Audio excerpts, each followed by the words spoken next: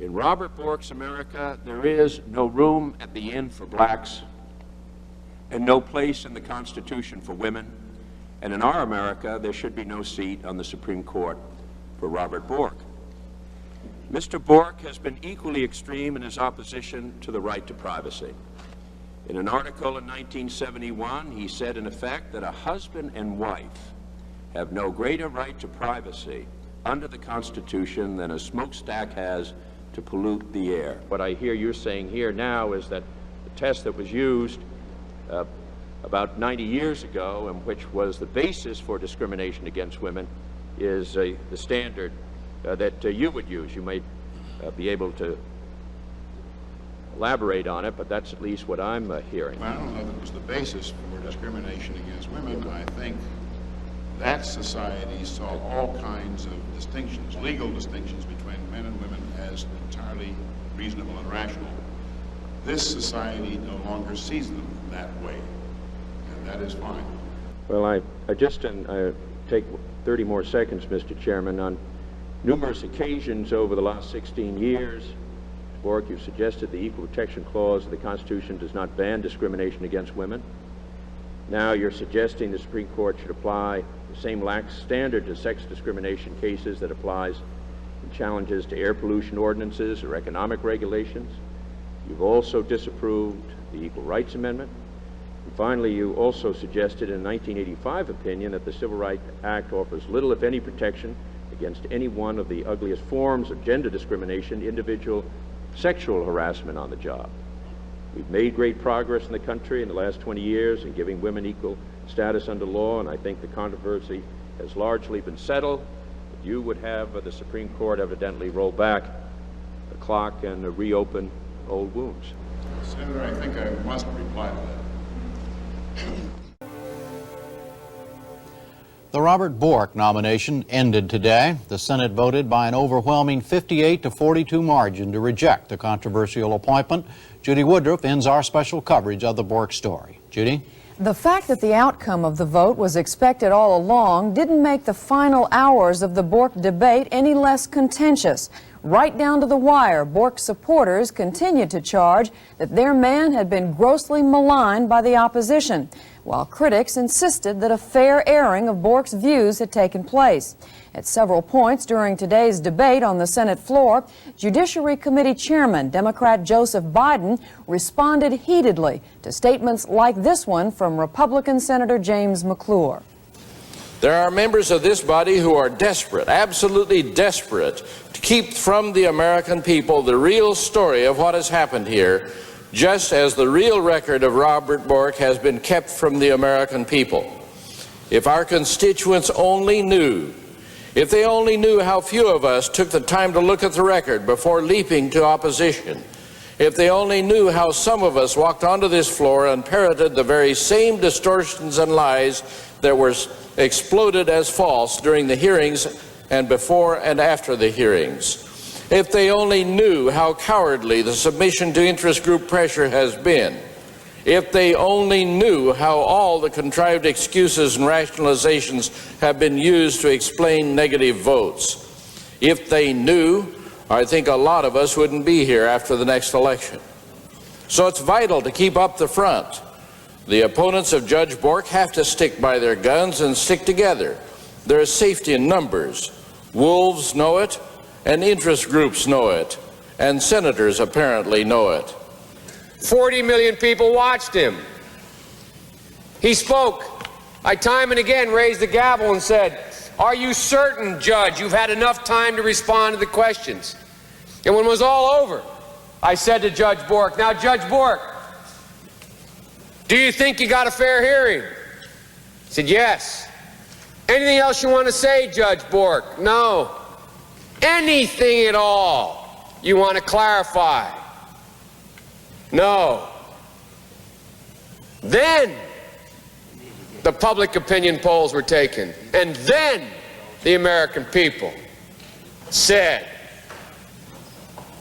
Judge Bork should not be in the court. That should not in any way direct us here how we should vote. I don't care if all the American people say he shouldn't be on the court. If I thought he should be, I would vote for him on the court, and vice versa. That's my responsibility, my sworn responsibility. But this notion, I heard this morning, lynch mobs, I heard from another senator this morning, $15 million ad campaigns. Where I come from, they call that making things up out of whole cloth. It's bizarre. It's ridiculous. Look at the record. Griswold, in which we were talking about a Connecticut statute which was unenforced against any individual except the birth control clinic. Griswold involved a Connecticut statute which banned the use of contraceptives. There was no, and Justice Douglas ended that opinion with a rather eloquent statement of how awful it would be to have the police pounding into the marital bedroom. And it would be awful, and it would never happen, because there is a Fourth Amendment. And the police, nobody ever tried to enforce that statute, but the police simply could not get into the bedroom without a warrant. And what magistrate's going to give the police a warrant to go into search for signs of use of contraceptives? I mean, it's a wholly bizarre and imaginary case. Now, let me say this. Yield at that point, just for clarification. Yes, certainly, Mr. Chairman. If they had evidence that a crime was being committed. How are they going to get evidence that a couple are using contraceptives?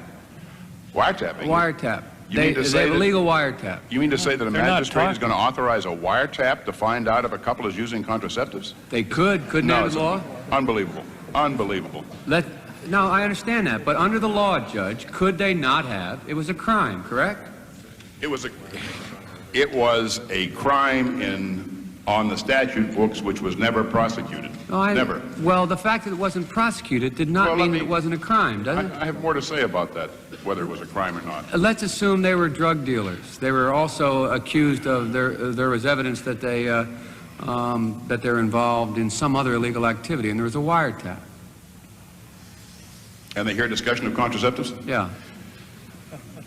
Nobody is going to get a warrant for that, and no prosecution is going to be upheld for that. And I'd like to go on to that point, because Okay. Thank you, sir. I think the law was an utterly silly law.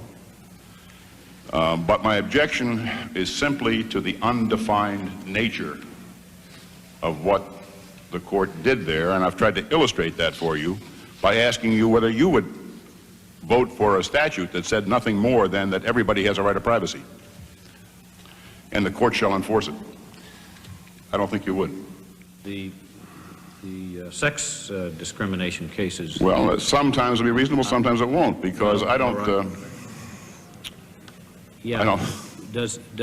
Where do you find in this amendment that the reasonable standard is there? That it The reasonable requires one standard here for racial and then another standard as you apply it other than racial? Well, the reasonable standard came I think in the last century under the Supreme Court.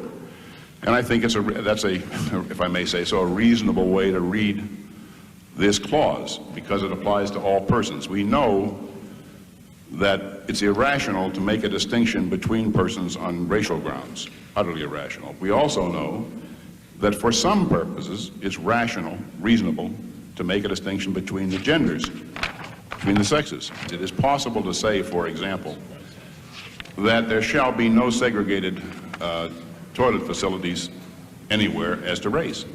I don't think anybody wants to say that as to gender. There are just differences that have to be accommodated. That's why the difference. Well, but isn't that a bogus argument? We're not talking about unisex toilets here. We're talking about fundamental rights that women for too long have not been provided. That's right. And we're talking about your interpretation of whether or not on the Supreme Court you're going to look towards that equality for women, whether we have the Equal Rights Amendment or not. And if you have a reasonable standard that comes into play for women, because I'm referring just to women or for sex, but let's just say to women, but you don't apply that reasonable standard to racial matters. Oh, I do. Senator, I do. It's exactly the same standard. The fact is that as Solicitor General, I argued positions for the protection of women broader than those that the Supreme Court would accept. The other fact is that in most of in the gender cases that I have decided as a Court of Appeals judge, I have decided more of them in favor of the female claim than I have the other way. I think substantially more. There is no reason whatsoever in my record to think that I have any problem protecting women or any other group. My support for the nomination of Judge Robert Bork to the U.S. Supreme Court began even before he became a judge of the Circuit Court of Appeals. I publicly urged that he be considered as a replacement for retiring Justice Potter Stewart some years ago, and then again as a replacement for retiring Chief Justice Warren Burger last year. So I'm of course heartened to see him nominated now, though I'm disheartened to see the confused, hysterical, and even dishonest terms in which that nomination is too often discussed in the media and elsewhere. This may be the most important Supreme Court nomination of our time, not simply because the present court is so closely divided, or even because Judge Bork is the most highly qualified nominee of this generation, but because this is an historic crossroads as regards the expanding power of judges, which is to say, the erosion of people's rights to govern themselves democratically. Gradually but steadily over the past 35 years, more and more decisions have been taken out of the hands of the American people and vested in courts. Those preoccupied with the merits or demerits of the specific issues raised in the cases involved pay little attention to the general drift away from accountable representative government. The ad hoc way many of these landmark cases of this era were based on legal principles improvised for the moment has meant that law itself has become more and more a matter of how judges happen to feel politically or socially about particular issues or particular litigants. No one has opposed these judicial trends more consistently or more ably than Robert H. Bork, first as a scholar and then as a judge. Mr. Bork has rejected the idea that judges should engage in heroic adventures in policymaking, as he calls it. The renunciation of power, he has said, is the morality of the jurist, not the assumption of power in the name of morality. What Mr. Bork has fought against consistently over the years has been, in his words, government by judges who are not applying the Constitution. Against this background of historic issues about the very meaning of law, it is both ironic and appalling that Judge Bork's own record is being judged on a myopic basis of an issue-by-issue statistical box score on how he has allegedly voted for or against one class of litigants or another, as if he liked chemical companies more than he liked pregnant women, or liked asbestos manufacturers better than he liked bereaved widows. Surely no responsible person thinks that this is what law is all about. Yet such shrill propaganda from special interest groups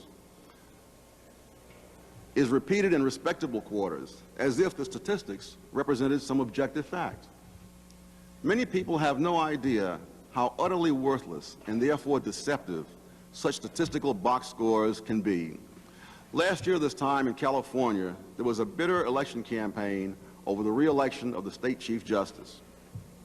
During that campaign, one side cited statistics to show that the Chief Justice had voted for defendants 85% of the time over a period of nearly a decade. The other side, using exactly the same raw statistical data for exactly the same span of years, concluded that the Chief Justice had voted for the prosecution nearly 90% of the time. Well, these are not small differences, either in terms of numbers or implications. Neither were they based on any esoteric statistical methods. All that they depended upon were differences in definition as to what was a vote for the prosecution. The statistics thrown around recklessly as to how Judge Bork has allegedly voted against women X% of the time or for some other class of litigants Y% of the time are no more reliable than the definitions used by the special interest sources from which they come. Arbitrary definitions are no less arbitrary when they are expressed in numbers rather than words. Taking these box scores seriously reflects either a dangerously naive gullibility about statistics or an even more dangerously cynical view of the truth. The same kind of box score approach has been used against Judge Bork in the racial area, except that all the things Mr. Bork has done to advance the civil rights of blacks and Asians are either ignored or played down, while every legal question he has raised about any portion of any civil rights law or court decision has been automatically defined by his critics as being anti-civil rights or anti-black. Obviously, I wouldn't be here if I believed any of that. The landmark civil rights cases which Robert Bork initiated or joined as Solicitor General have been dismissed by his critics because supposedly he was only the mouthpiece of the administration. But surely no one believes that someone with Robert Bork's marketable skills was so desperate that he had to hang on to a job that required him to perform duties which conflicted fundamentally with what he believed and wanted to do. Civil rights need to be understood not simply as a special benefit to minorities, but as something essential to everyone. Civil rights define a civilized and humane society. State-imposed discrimination was central to the racial oppression of blacks during the Jim Crow era in the South. Judge Bork opposed this central focus of racial discrimination, from Brown v. Board in the 1950s to Washington v. Davis in the 1970s to his work on the Court of Appeals in the 1980s. His criticisms of particular parts of particular laws and court decisions have often been in terms of the extension of constitutional rules from the government to private individuals and non-governmental organizations. These serious legal questions are by no means confined to Judge Bork. The law journals and law books have been full of controversies for decades over so-called state action. It was precisely this principle which many raised in the restrictive covenant cases, which are not simply cases about whether you are for or against housing discrimination. Demagoguery on this point is especially uncalled for, since no one, as far as I've been able to tell, has ever seriously advanced any evidence that Shelley v. Kramer or Reitman versus Mulkey made any discernible difference in racial housing patterns. The question is whether political symbolism was enough reason to justify trying to make the Constitution say something that it did not say.